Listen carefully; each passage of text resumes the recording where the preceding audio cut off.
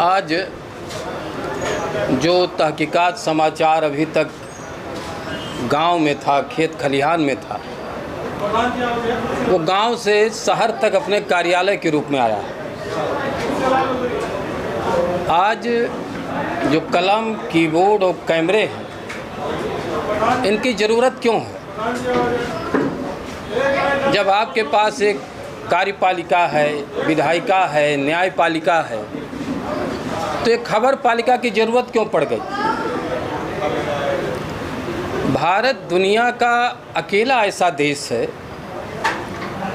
जहाँ के नौजवानों ने कलम को हथियार बना के लड़ाई लड़ी,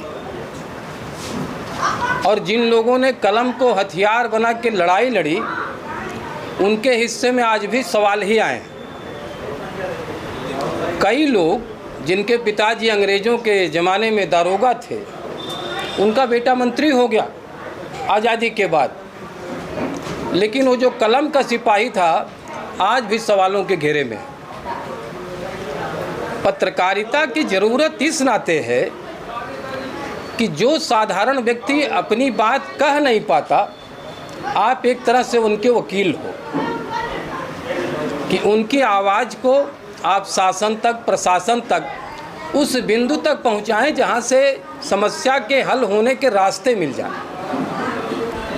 किसी साथी ने लिखा है कि ज़िंदगी है तो मुश्किलें हैं, और मुश्किलें हैं तो हौसले हैं, और हौसले हैं तो समझो जीत हमारी है।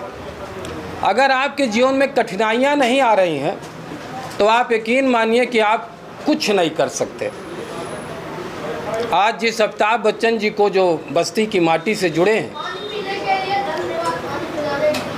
उनकी सफलता पर आपको लग रहा है कि एक व्यक्ति कैसे वहां तक चला गया, लेकिन इलाहाबाद रेडियो स्टेशन के लोगों ने कहा था कि आपकी आवाज़ अच्छी नहीं है और बाहर निकाल दिया था। वो आदमी लड़ता रहा, लड़ता रहा, लड़ता रहा, जंजीर मिली तो ज़मीन मिल गई। ऐसे पत्रकारिता का क्षेत्र है। दुर्भाग्य से हमारे कुछ पत्रकारों ने नेता नारी नरसंहार की प्रस्तुति को ही पत्रकारिता मान लिया है। समाज में अच्छे लोगों की संख्या बहुत ज़्यादा है, बुरे लोगों की संख्या बहुत कम है। देखो भैया, गंदे नाले का बदबू, उसको आपको खरीदना नहीं पड़ता। आप उस रास्ते से जा रहे हैं तो बदबू आपका पीछा करता है, लेकिन जब इत्र की ज़रूरत होगी तो खरीदना पड़ेगा। आज मैं कलम, कीबोर्ड, कैमरे के साथियों से निवेदन करता हूं कि इस कैमरे को खेत खलिहान तक ले जाइए, उस मिट्टी तक ले जाइए जहां आपका इंतज़ार किया जा रहा है। हो सकता है कोई बेरोजगार लड़का हो जो 10 छात्रों को निःशुल्क पढ़ा रहा हो कि हम इनका जीवन बनाएंगे, वहाँ भी खबर है। हो सकता है किसी नौजवान ने कोई छोटी सी फैक्ट्री डाल ली हो और वहाँ से उसकी विकास यात्रा शुरू हुई हो, वह भी खबर है। हो सकता है कि कोई किसान बहुत अच्छी खेती कर रहा हो, वहाँ भी खबर है। हम नकारात्मकता में ही खबर क्यों खोजते हैं? हमने ये क्यों मान लिया कि जो नेता है, नारी है, नरसंहार है, वही पत्रकारिता है? इस संदर्भ को बदलिए। और एक निवेदन मैं और करूँगा कि दुनिया का कोई भी कार्य बिना सामाजिक सहयोग के नहीं हो सकता। आप अगर सत्यनारायण बाबा का कथा सुनेंगे तो पैसा लगेगा। आज इन्होंने उद्घाटन किया तो लड्डू भी खिलाया, पकौड़ी भी खिलाया, पानी भी पिला रहे हैं, आदरपूर्वक बैठा रहे हैं। किसी साथी ने लिखा है कि जो तार से निकली थी वो धुन सबने सुनी थी, और जो तार पे गुजरी है वो किस दिल को पता है। तो दर्द तो सौरभ भाई जाने, इनके साथी जाने। लेकिन मेरा निवेदन है कि दुनिया में पत्रकारिता कभी बंद नहीं होगी, उसके तरीके बदलेंगे। एक समय था कि जब हथियार सिर्फ कलम था, फिर उसके साथ कीबोर्ड जुड़ गया, और अब कैमरे भी जुड़ गए। आज आप पूरी दुनिया में अपनी बात पहुंचा सकते हैं। हमारे वैज्ञानिकों ने और इंटरनेट के रथ पर जब पत्रकारिता शुरू हुई तो आपके बस्ती की खबर को हो सकता है कि अमेरिका में ज़्यादा लोग देखें, मॉरिशस में ज़्यादा लोग देख रहे हों, त्रिनाड में ज़्यादा लोग देख रहे हों, लेकिन सबसे बड़ा सवाल है कि आपको क्यों देखें। क्योंकि अगर आपके प्रस्तुति में घृणा है, आपकी प्रस्तुति में सिर्फ नफरत है, आपकी प्रस्तुति में सिर्फ आलोचना है, तो यकीन मानिए कि आपका रास्ता सही नहीं है।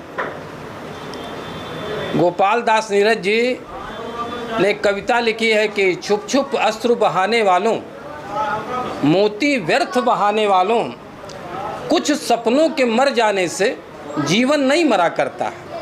ये एक यात्रा है। एक समय था जब ट्रेडमिल पर अखबार छपा करते थे, फिर सिलेंडर मशीनों पर आए, फिर ऑफसेट पर आए, फिर वेब पर आए, अब तो डिजिटल प्रिंटिंग सिस्टम में आए। तो आप तो सौभाग्यशाली हैं, लेकिन यह भी भ्रम में मत रहिएगा कि केवल गूगल के पेमेंट से आप ये तहकीकात चला ले जाओगे। आप ये चैनल तब चला पाओगे जब चौराहे पर कोई गरीब किसान मिलेगा और कहेगा बाबू इस 100 रुपया हमारी ओर से रख लो। उसको बुरा मत मानना, क्योंकि वो आशीर्वाद है। हो सकता है उस 100 रुपये में 1000 रुपये की ताकत हो, लाखों की ताकत हो। लोगों की को ताकत बनाओ, लोगों की आवाज़ बनो, और ऐसे पत्रकार मत बनो कि आपको देख करके लोग डरें और भाग जाएं। डेवलपमेंट जर्नलिज्म पर पूरी दुनिया में काम हो रहा है और यही पत्रकारिता बचेगी भी, क्योंकि आज जब टेलीविज़न इसकी स्क्रीन पर नेता नारी नरसंहार आ रहा है तो लोग या तो बंद कर दे रहे हैं या देख नहीं रहे, क्योंकि वो कुछ नया देखना चाहते हैं। वो एक ऐसे गरीब बच्चे का हौसला देखना चाहते हैं जिसके पास अभाव था और जो IAS बन के उभरा, जो IPS बना, जो लीडर भी बना तो अच्छा बना। क्योंकि जिसको आप ये मान लेते हो कि ये संघर्ष है और साहब बड़ी कठिनाई है, तो दरअसल वो कठिनाई नहीं होती, वो प्रकृति आपको उस अनुरूप माजती है, उस अनुरूप ठोक पीट के बनाती है कि आप बन सको। हमारी ढेर सारी शुभकामनाएं हैं। मुझे अच्छा लगेगा कि यह तहकीकात जनता के लिए, जनता के द्वारा और जनता से संचालित हो, क्योंकि जिस दिन आप तहकीकात को सत्ता से और सत्ता के लिए और व्यवस्था के लिए व्यवस्था से चलाओगे तो हो सकता है आप कार पर चलने लगो, लेकिन ज़मीर आपका मर जाएगा।